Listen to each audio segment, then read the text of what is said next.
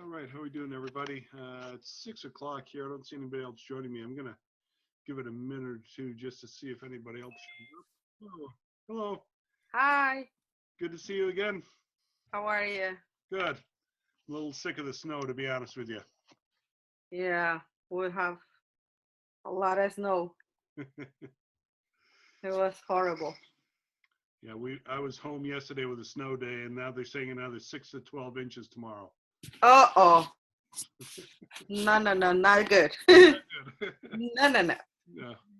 Well, it is 6 o'clock, so I think I will go ahead and get started, and if anybody else joins us, they will. Okay. Get the screen sharing going up here.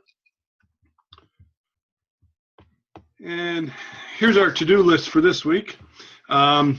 Just talk for a moment about an example of a really terrible graphic that I encountered this week. So I'm going to just share that with folks and let them know that, why it's a good idea to go and take a look at this, because some graphics that we encountered are just terrible and really get in the way of our students understanding what they want to do.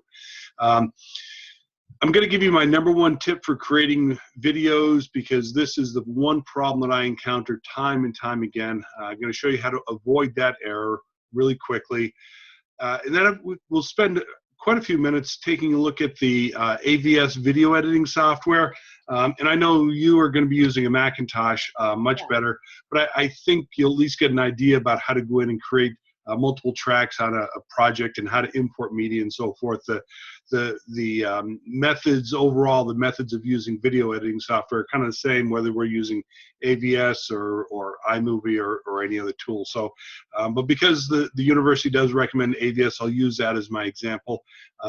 Certainly, I know, Ileana, you and Alyssa and a few other folks have access to Macintoshes. If you find that you need a little bit of help or need some tutorials or a little tip on using those pieces of software, just reach out to me. If I don't have the resources, which I probably do, I can quickly, we can get together on the phone or a Zoom meeting or something. I can work things out, or I can create a quick video and help you out with that. But the AVS video editing software does give us a really good example of some of the things that we can do. So we'll look at that. Would like to take a look at a few other video tools for creating video. Just some things that I find useful. If we don't get to that this week, spend a little longer with AVS, that's fine. I'll put them on the list for next week. But just a couple of tools and some other tips for making graphics that I have found useful in my work. I will mention also that I'm using a PC tonight. AVS only works on PCs. And the PCs that I have are kind of wonky. They're 3 or 4 years old. And the last time I tried to do a demonstration of AVS video, my computer froze up. If we find that happen again this week, we're not going to fight with it. We'll end the session, and then I'll have a video that I've recorded last time that gives an overview of how to use the software, and I'll upload that. But if things do freeze up, we're not going to try to fight with it. We'll just cancel it and come up with plan B. All right? So let's take a look at, here is a graphic that I encountered. And I simply copied and pasted this picture. It's the same size that it would be on a presentation that some people did for doing some training for some students. And to me, this is an example of why we really need to study these things, because I'm going to make the slide back to approximately what it looked like when I did get the video. There was, or when I got the picture, there was a title that went across like this that was, as I recall, the size was about 18 on the title. Look like this. Now let me put this into full screen mode. Slideshow and from current slide. Just take a look at that and try to figure out if you can make any sense of this at all. As I look at that, I notice that the font size is just terrible to try to read. The contrast is terrible. You can't really tell where all the bits and pieces start and finish. And you look at the proportionality, everything looks squished up. And so to me, this is a really good example of why we need to study video editing, study media design, so that we're not sharing, junk like this with our students. So anyways, that connects a little bit with the discussion project that we have this week of evaluating some graphics and see if they really work for students. And I would hold this up as an example of one that really just does not. There's just too much going on there, and it's a complex process that they're trying to show, but there's got to be something better that we could do to improve this. So there's my lesson on taking a look at your video, or taking a look at your media and making sure it really does make sense. So now let's go and take a look at this is the number one problem that I find anybody, and it doesn't matter if we're talking middle school students, high school students, college students, graduate students, adults. When you begin working with media and you're going to create a project, the best thing to do is on your desktop, and I'll go to my desktop, and I take students through this all the time. On your desktop, right click, and you'll see I've got a messy desktop. The best thing to do is to create a new folder, name that folder, and then any media that's going to be a part of your video, whether they be footage that you shoot, if it's pictures, if it's audio files, anything that you're going to put into your presentation or into your project has got to go into this folder. And I've got let's see if I can find my folder in my mess here, AVS video. So I have begun that here on my screen now. I'm going to take you through and show you how to use AVS, and you'll notice I've got my AVS video project here. Here's a couple of videos that we're going to put in it. There's an audio file. Here's some pictures from a PowerPoint presentation. Everything has to go into this folder, because what happens is if you go and are going to be pulling media from lots of different places, the media project that you begin with, and it's iMovie, it's Movie Maker, it's AVS, the project when you're editing it it doesn't really include all of that video in it yet. It's just basically pointers and directions to go and find the files. Now, what happens if you move the project, if you go and change computers, if you go and do something a little different, and you haven't taken all that media with you, then your project basically fails. You get on your timeline, I'll show you in a few minutes, you get all these little red X's, and your video is basically useless until you go back and tell your editing software where to go and find that video. If we begin by making a folder on your desktop, throwing all of your media in there, then if we want to go and move from one computer to another, we can take that whole folder, put it onto a thumb drive, move over to another computer, open it back up, and the media, the project is going to find all the media. So number one thing that you can do when you create a media project, make a folder, put all your media in it, then start working from there when you go to create your video project. Now, let's see. At this point, I'm going to get myself into AVS Video Editor. You can see that on my screen, right? Yeah. Okay, good. And again, every single video editing software that I have ever worked with has this same general organization. Here in the top left, you have your media files. And I haven't imported any of them yet. I'll do that in a moment. But you get all your media files in the top left. On the top right, you see a preview screen. And then along the bottom, there's what we call the timeline. And you can see here's about 15 seconds and 30 seconds and 45. So we've got a couple of minutes that stretch across the bottom of that timeline. And what we'll do in a moment is we'll start to drag files from here down into our timeline. Okay, and again, this works. It's the same with every piece of software that you do video editing. It's the same organization of screens. Top left, I'm going to go and import some files. Now, this also makes it a whole lot easier. My directions about going and putting all of your media files into one folder makes it easier when you go to import, because you can go to one specific place. And I'll begin. I'm going to put in here a audio track. And let's see, I'm going to import some more. And I'll put my couple of videos in there. And I'll import one more time. And you can see I'm just going through and I'm building my collection of media. Okay. You notice I do have other options, and most video editing software has options also from capturing from your microphone or from your camera, or doing a screen capture. Those are tools that are built right into iMovie that you might want to use if you need to. Of course, the recommendation I always have with folks, if they want to create a PowerPoint presentation, if those pictures are going to be a part of your project, build those in PowerPoint, then do that export as PNG that we've talked about before. I always find it much easier to do it that way. Okay. So now that I have my media collection here, I'm ready to start building my project. Now, I'm going to scroll down a little bit here in the timeline, down underneath the media library, and you can see that we've got some different tracks there. This top track is the main video. I'm going to be dragging some files in there. This is a video overlay layer. We have a text layer down here. And if we keep going down, you'll see that we've got the music layer and voiceover and so forth. All modern video editing software allows you to create multiple layers. And when you start building these things, you'll see that your clips show up one under the other, and they tend to have different colors. In iMovie, you might know that a sound file shows up with a green outline, and you can see the waveform on it, which makes it really easy to work with.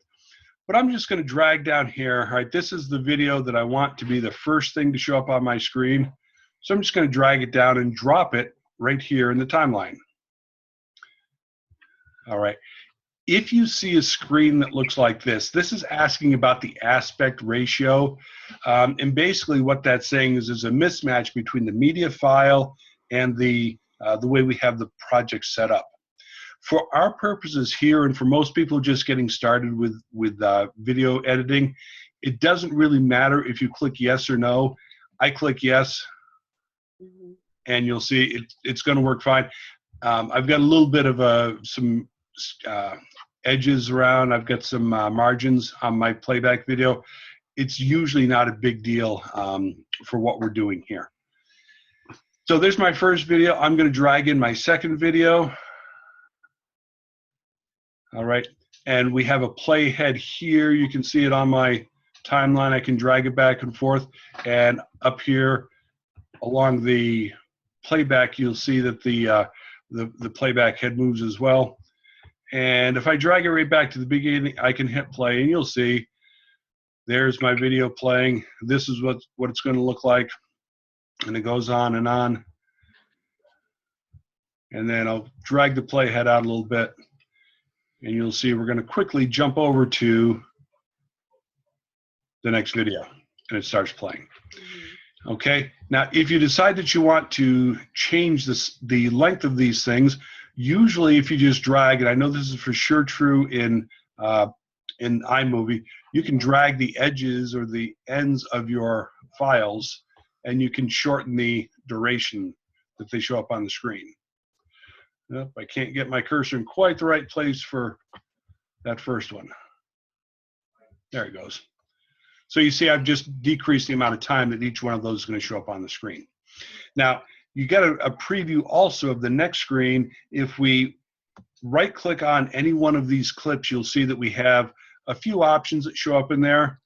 We have a speed. We can trim them if you want to be a little more precise with your the amount of time that each shows up on the screen.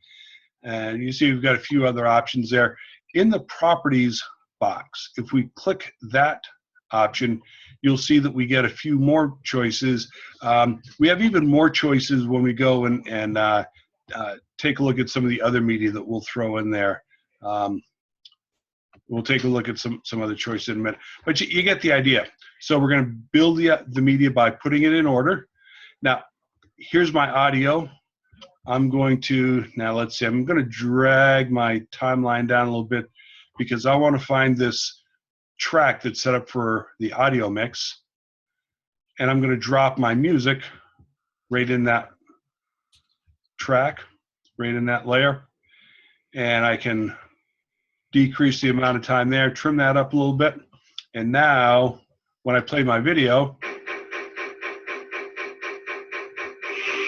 you see I get the audio that plays behind the video. And that sounds great. Now, if I decide to right click on this and go to the properties, yep, I'm not seeing what I want there. Oh.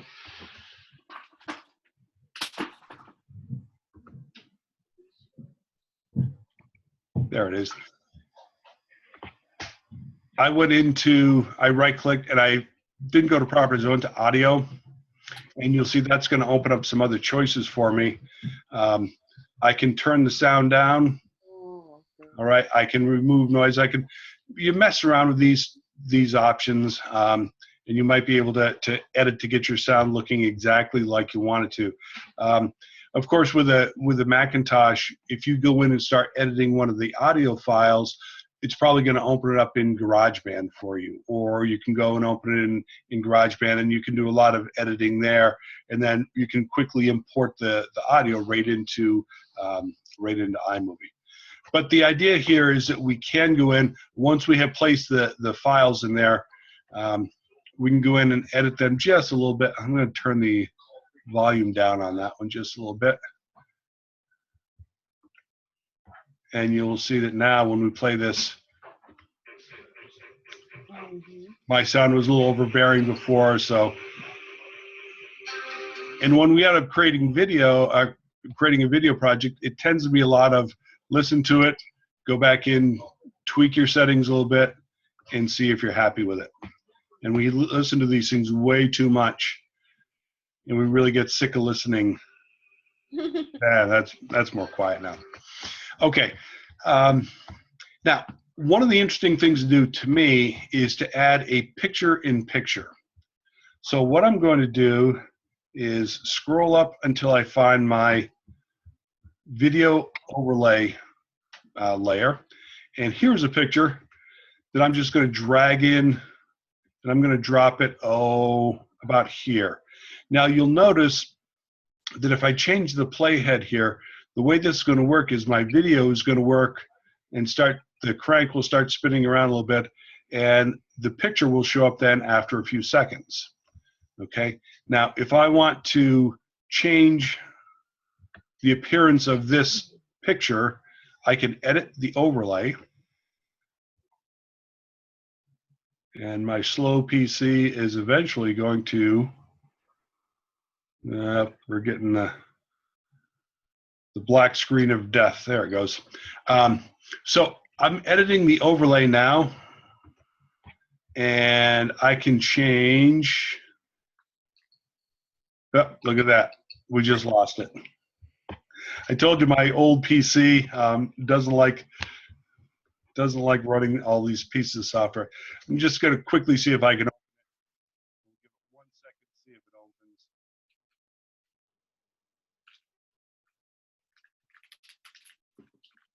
It doesn't look like it's going to play well tonight. And I can hear you now.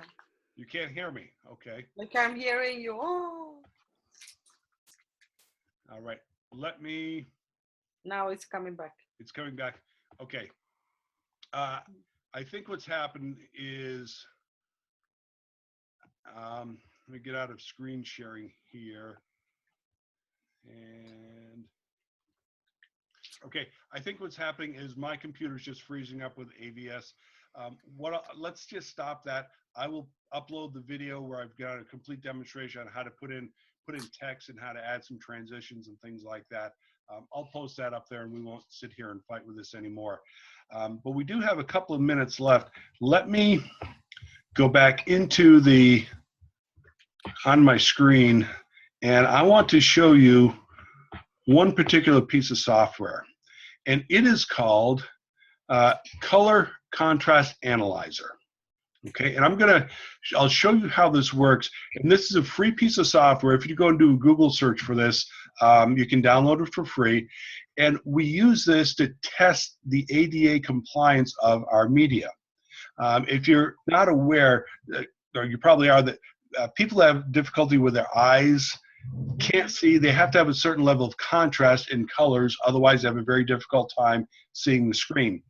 What color contrast analyzer does is it will let you choose foreground colors and background colors, and it will immediately tell you if your color choices pass or fail a test, which is kind of cool. So here I've got here's the screen right now, and I am going to go and let's see, I'm going to get my eyedropper, and I'm going to go and say my foreground color is white. I'm just going to choose that. My background color is blue. Oh, and you know what? It's not going to change much because when I was setting this up, that's the same screen I tested on. I'll do another test in a moment. But you see that the luminosity tests here, I have passed at the AA level for small text and large text, and at the AAA level for large text but not small text. And basically, the way that they do this is if you're using large letters, then your contrast doesn't have to be as great as if you're using small text. And so basically what we shoot for when I'm creating files, or when I establish ADA compliance, I will make sure that I pass at least this set of options that you see. If it passes the small text at AAA level, if it's a PowerPoint presentation, it's usually not a big deal. But you know, ideally, we're going to have our videos or all of our media pass all of these tests. Let's see. Let's see if I can find a different section here. Let's go and take a look at inside the. Let me get some white font. I can just grab it up here, and I will go and get this red color. And red is kind of amazing because you see that if we use red text, which is something we do frequently as teachers to highlight the things we want students to notice, it's actually not good for those students who have difficulty seeing. So again, that's Color Contrast Analyzer. Go take a look at that. You can download it for free, and it's worth taking some time to just make sure that you are using colors that your students are going to be able to see. That's nice. Okay, and one other that I will show you, and then so I was going to mention a few PowerPoint things as well, but I'll put those on the agenda for next week. This is a website called Lucid Chart. Okay, and if you just point your web browser to Lucid Chart, this is a piece of software that allows you to create diagrams, and they're really amazing. Let's see if I can get my version of it up and running here. And go there, Lucid Chart. All right, that's the one we want right there, and I'll log in with my Google credentials.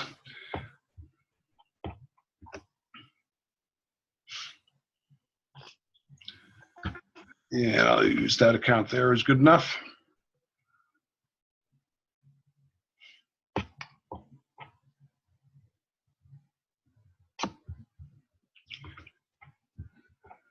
Now this is a yeah, there it goes. This is what they call the freemium, so you can use the free version, but you can also get a paid version as well. And I'll show you, let's see, one of these. Here's a picture that I can open.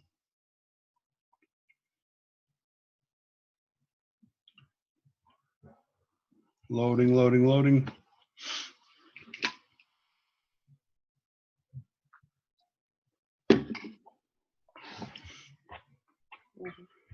So we have, my computer's really starting to get wonky now. We can drag in different tools here, and we can edit and connect those tools. My computer's turning really funny right now. I will show you that when we download these, you see we have some download options. We can download these as PNGs, which you know are good. We can actually have Lucid will crop to the, it will crop the page to the content so that what it would download here now is only the part of this picture that has drawings on it. If it's not, if it's outside of where the drawing is, it just ignores it, which is kind of cool. But you see, this makes some really professional looking graphics. If you're looking for flow charts and you know, graphics with arrows and things like that, I recommend folks use Lucidchart, and then you can quickly create your files and then download them, and just, you can crop the content so you get only the part that you really want. Okay, my computer is, my mouse, I don't know if you've seen it, it's just kind of going crazy right now, which is not unusual on this PC. I was hoping for the best tonight, but it didn't work out too well. Any other questions, anything that we might want to hit on before we sign off? And I go and upload this video and also the one for using the complete demonstration of AVS. No, I was having a hard time at the beginning with the assignment Okay. for this week. Trying to find all the visuals that are also for my subject. Right. So I kind of like found them. I don't know if I'm in the right track, but I did it. Okay. I follow all that information I read on the book and try to like find another samples online of what is that they can use for each one. So I think I did it okay. Okay. And that's it. So I hope it works. Just all my pictures are in Spanish though. That's Like all right. what they're doing. So Thanks, I explain how to use them. I explain what their students are supposed to look for, and why I picked them. Because in the language, that's what it is. Like I have to use a lot of visuals, Right. so that they make connections with like I barely use any English. Like I tell them, here is the Spanish word, here is the picture, what is the meaning? So I'm like always like pushing them to try to figure it out. So that's what I was trying to do, and so I think I did it correct. But that's it. This is a very fun class. That sounds perfect, and you're using graphics in a meaningful way in your class, which is what really matters. And if you thought a little bit about that and been purposeful in how you're analyzing the pictures, then we've accomplished the goal. So sounds great. Okay. All right. So I'm going to try to end this now, see if I can have any luck getting my mouse down there. Okay. And it's looking good. So I will see you next week. Hey, it's the last week of class next week. I know. So quick. All right. Okay. Have a good week. Have a good night. Thanks. Bye.